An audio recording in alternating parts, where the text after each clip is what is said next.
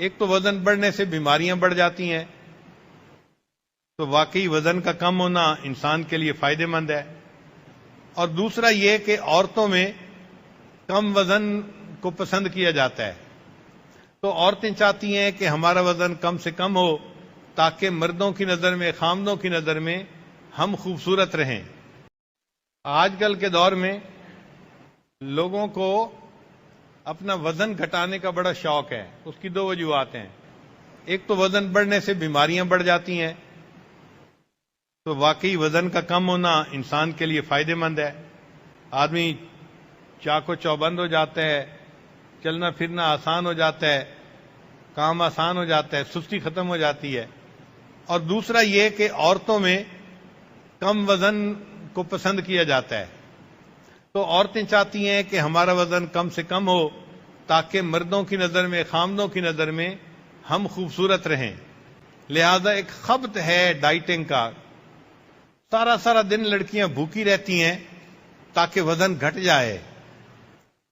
وزن گھٹانے کے لیے فقط ڈائٹنگ کرنے کی کیا ضرورت ہے؟ روزے رکھنے کی کوئی ترتیب بنانی چاہیے۔ روزے رکھنے کی ترتیب بنا لیں، اگر ایک دن روزہ ایک دن افطار، تو ماشاءاللہ خود بخود وزن بھی کنٹرول ہو جائے گا۔ آج کے دور میں ایک نئی ریسرچ آئی ہے، اس کا نام انہوں نے رکھا ہے 2+5۔ ہم اس ریسرچ کو پڑھ کے خود بڑے حیران ہوئے۔ انہوں نے کہا کہ دماغ کو جو ایک مرتبہ سگنل ملتا ہے نا، تو دماغ اس کو فوراً رجسٹر نہیں کر لیتا، اس میں ٹائم ڈیلے ہے۔ ٹائم ڈیلے کا کیا معنی؟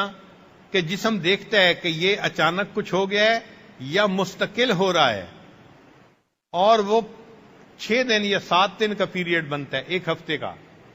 یعنی آپ اگر ایک دن فرض کرو روزہ رکھتے ہیں، تو روزہ رکھنے کا سگنل دماغ نے لے لیا، اب اس کے بعد آپ نے کھانا کھا لیا، تو کھانا کھانے کا سگنل فوراً رجسٹر نہیں کرے گا، بلکہ وہ جو روزے کا سگنل تھا وہ 6-7 دن تک وہی رہے گا۔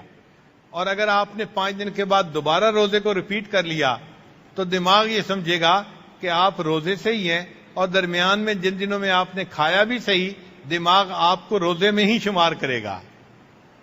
اس لیے جو بندہ ہفتے میں 2 دفعہ روزہ رکھے اور باقی 5 دن نارمل کھانا کھائے، دماغ یوں محسوس کرتا ہے کہ پورا ہفتہ ہی اس نے روزے میں گزارا ہے، تو دماغ جو ہے بندے کے جسم میں چربی کو جمع ہونے ہی نہیں دیتا۔ اس کا نام انہوں نے رکھا ہے 2+5۔